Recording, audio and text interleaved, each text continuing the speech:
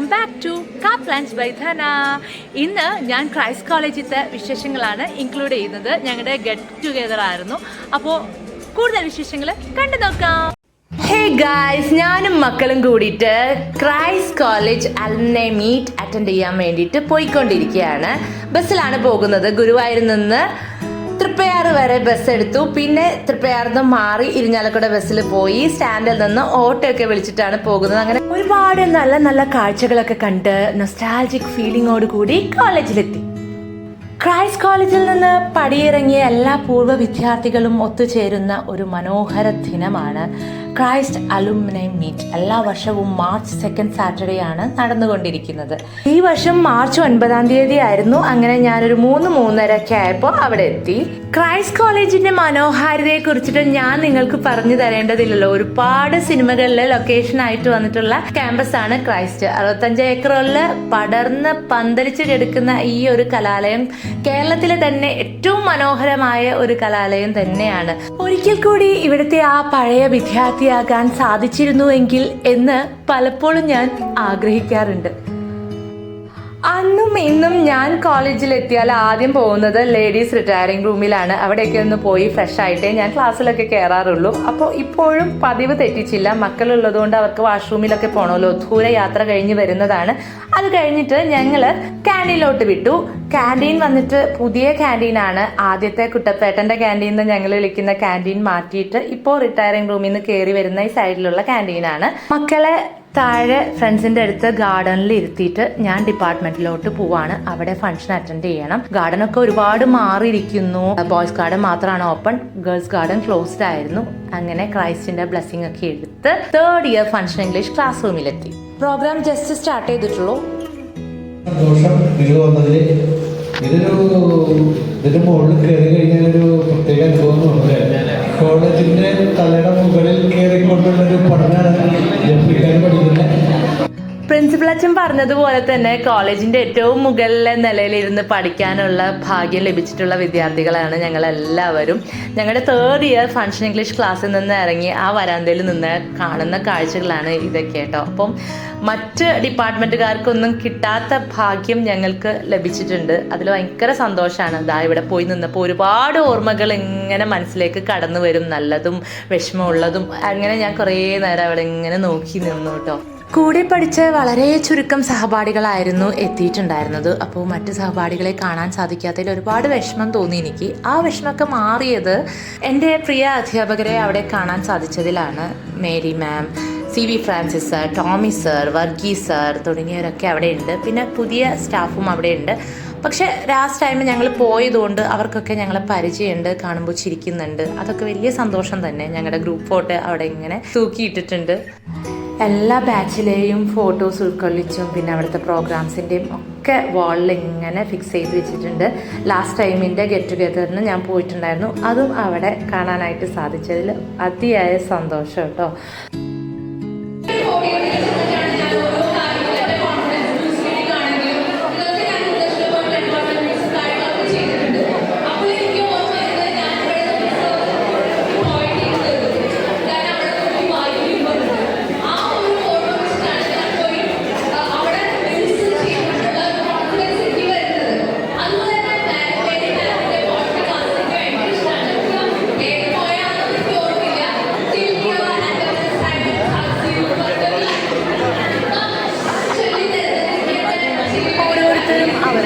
College experience ഒക്കെ അവിടെ നിന്ന് ഷെയർ ചെയ്യാണ്. അവിടെ ആ ബെഞ്ചിലിരിക്കുമ്പോൾ ഒരുപാട് വർഷത്തേക്ക് പുറകിൽ പോയതുപോലെ തോന്നി. അങ്ങനെ ജൂനിയർ പാട്ട് പാടുന്നതൊക്കെ ആസ്വദിച്ചിരിക്കുകയാണ്.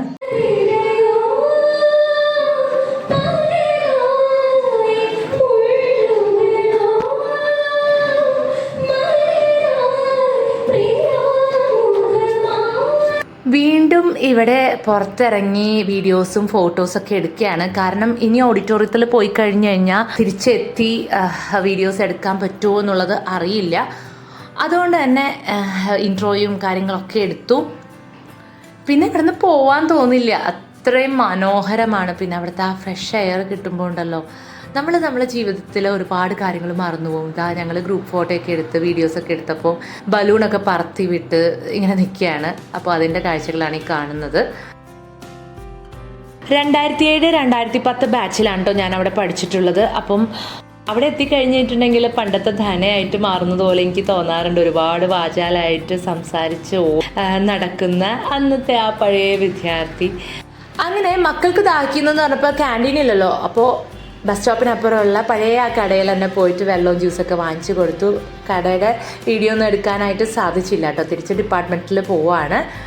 തിരിച്ച് ക്ലാസ്സിലോട്ട് പോകുന്ന വഴിയാണ് ഞാൻ ഇൻഫ്രാസ്ട്രക്ചറും കാര്യങ്ങളൊക്കെ ശ്രദ്ധിക്കുന്നത്. ഒരുപാട് മാറിയിരിക്കുന്നു. പ്രത്യേകിച്ച് പ്രിൻസിപ്പലിൻ്റെ റൂമിൻ്റെ ഏരിയ ഒക്കെ കണ്ടില്ലേ, പണ്ടത്തെ ആ ഒരു സ്ഥലമേ അല്ലാന്ന് തോന്നും.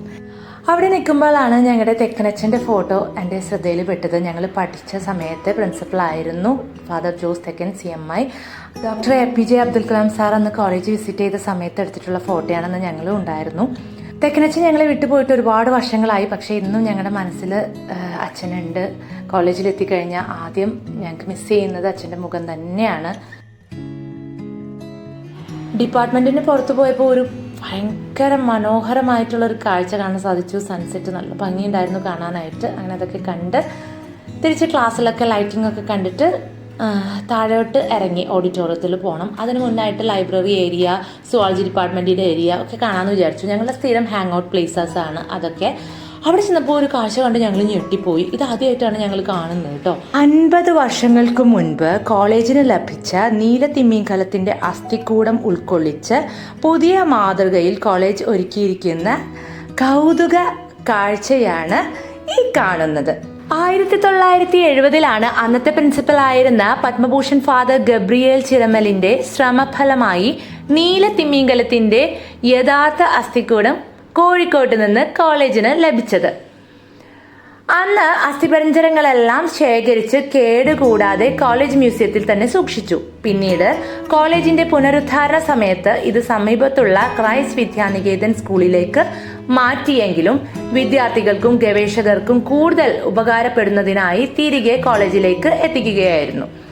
ഏകദേശം 50 അടി നീളമുള്ള നീലത്തിമിംഗല മാതൃകയിലാണ് കോളേജ് ഒരുക്കിയിരിക്കുന്നത്. നീലത്തിമിംഗലത്തിന്റെ ആവാസ വ്യവസ്ഥ അതേ രീതിയിൽ പുനഃസൃഷ്ടിച്ചിട്ടാണ് ഇത് സംരക്ഷിക്കുന്നത്. നീലത്തിമിംഗലത്തിന്റെ പ്രത്യേകതകളും ആവാസ വ്യവസ്ഥകളും ജീവിത രീതികളൊക്കെ വിശദീകരിക്കുന്ന ദൃശ്യ ശ്രവ്യ സംവിധാനങ്ങളും ഇതോട് ചേർന്നിട്ട് ഒരുക്കിയിട്ടുണ്ട്. വളരെ മനോഹരമായിട്ടാണ് ഈ ഒരു നീലത്തിമിംഗലത്തെ നിർമ്മിച്ചെടുത്തിട്ടുള്ളത്. കോൺക്രീറ്റ് കൊണ്ടാണ് സ്കെൽറ്റന് പുറമേ ഉള്ള നീലത്തിമിംഗല രൂപമൊക്കെ അവർ കൺസ്ട്രക്ട് ചെയ്ത് വെച്ചിട്ടുള്ളത് കേട്ടോ. അങ്ങനെ ഞങ്ങൾ ഓഡിറ്റോറിയത്തിലെത്തി. ഓഡിറ്റോറിയത്തിൻ്റെ കാഴ്ചകൾ ഇതാ കാണുന്നില്ല, എത്ര മനോഹരമാണ്. അകത്ത് കയറിയപ്പോൾ അവിടെ ഓണറിങ് സെറിമണിയൊക്കെ നടന്നുകൊണ്ടിരിക്കുകയാണ്. പ്രഗത്ഭരായ പൂർവ്വ വിദ്യാർത്ഥികളെയും നോൺ ടീച്ചിങ് ആൻഡ് ടീച്ചിങ് സ്റ്റാഫിനെയൊക്കെ ഓണറിങ് ചെയ്യുന്ന സെറമണിയാണ് അവിടെ നടന്നുകൊണ്ടിരിക്കുന്നത്. പിന്നെ നല്ല അടിപൊളി ഡിന്നർ ഉണ്ടായിരുന്നു. ചിക്കൻ, ചപ്പാത്തി, ചോറ്, കറി, ഇടിച്ചക്ക വരെ ഉണ്ടായിരുന്നു. നല്ല ഡിന്നർ തന്നെ ആയിരുന്നു, പറയാതിരിക്കാൻ വയ്യ. നമ്മൾക്ക് ഉച്ചയ്ക്കൊക്കെ ഫംഗ്ഷനുള്ളപ്പം ലഞ്ച് ഉണ്ടാവാറുണ്ട്, പക്ഷേ ഇത് കുറേ വെറൈറ്റീസ് അവിടെ കാണാൻ സാധിച്ചു. നൂഡിൽസ്, പാസ്ത, സാലഡ്സ് അങ്ങനെയൊക്കെ കേട്ടോ. അപ്പോൾ വീഡിയോ ഞാൻ തന്നെ എടുക്കണം. ഇവിടെ എല്ലാവരും ഭക്ഷണം കഴിക്കുന്നതിൻ്റെ തിരക്കിലാണ്. പിന്നെ മക്കളും ഉണ്ട്. അപ്പം പുറത്തുനിന്ന് നമ്മൾ ഭക്ഷണം കൊണ്ടുവച്ച് കഴിക്കുന്നതായതുകൊണ്ട് ആവശ്യമുള്ളതൊക്കെ എടുത്തിട്ട് വന്ന് രണ്ടാമത്തെ ടൈം പോയി എടുക്കൽ പോസിബിൾ അല്ല, മക്കളുള്ളതുകൊണ്ട്. അങ്ങനെ എൻ്റെ ക്ലാസ്മേറ്റ്സ് ഒക്കെ ഉണ്ട്. ഞാൻ പറഞ്ഞില്ലേ കുറച്ച് പേരാണ് വന്നിട്ടുള്ളൂ. അപ്പോൾ വന്നിട്ടുള്ളവരെയൊക്കെ ഞാൻ എടുത്തിട്ടുണ്ട്. അങ്ങനെ നമ്മൾ പ്രോഗ്രാംസൊക്കെ കണ്ടുകൊണ്ടിരിക്കുകയായിരുന്നു. അപ്പോൾ ഇവിടെ മങ്ങാടി CD റിലീസിങ് സെറമണി നടന്നുകൊണ്ടിരിക്കുകയാണ്. പക്ഷേ കുറേ കൾച്ചറൽ പ്രോഗ്രാംസ് ഉണ്ടായിരുന്നു.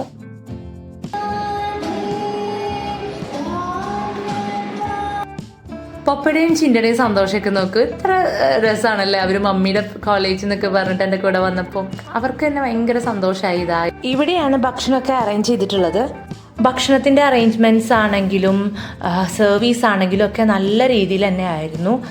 പിന്നെ സൈഡ് ഡിഷും സാലഡ്സും പാസ്തയും അങ്ങനെയുള്ള കാര്യങ്ങളൊക്കെ, നൂഡിൽസും ഒക്കെ നമുക്ക് വിളമ്പി കഴിക്കാനായിട്ട് സാധിക്കും. നമ്മുടെ വീട്ടിൽ പോയിട്ട് കഴിക്കുന്ന അതേ ഒരു ഫീലിംഗ് ആണ്. ഞാൻ പറഞ്ഞില്ലേ ഇടിച്ചക്കയൊക്കെ ഉണ്ടായിരുന്നു.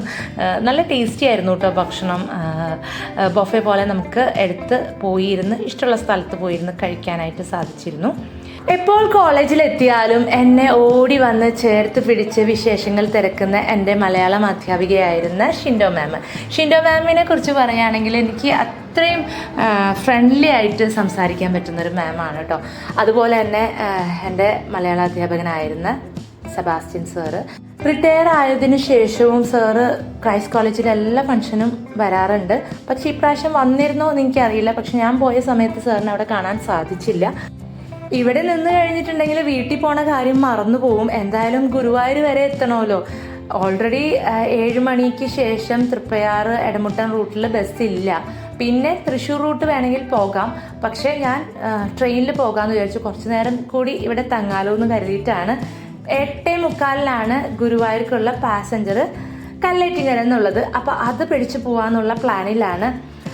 ഇനി അവിടെ നിന്നാൽ ഉള്ള ട്രെയിൻ കൂടി മിസ്സാവും. എൻ്റെ ഹോസ്റ്റൽ വാർഡനായിരുന്ന റോസ്ലി സിസ്റ്ററിനെ ഞാൻ ജസ്റ്റ് ഒന്ന് കണ്ടുള്ളൂ. സിസ്റ്റർ അവിടെ നോക്കിയിട്ട് പിന്നെ കാണാനായിട്ട് സാധിച്ചില്ല. അപ്പോൾ അതിൻ്റെ ഒരു വിഷമമുണ്ട്. പക്ഷേ നമുക്ക് കുട്ടികളായിട്ട് പോകുന്നതുകൊണ്ടും വണ്ടികളൊക്കെ കിട്ടുമെന്ന് അറിയില്ലല്ലോ. അപ്പോൾ അതുകൊണ്ട് തന്നെ ഞങ്ങൾ കുറച്ച് നേരത്തെ ഇറങ്ങി. ഒരു 7-7:45 ആയപ്പോൾ ഇറങ്ങി.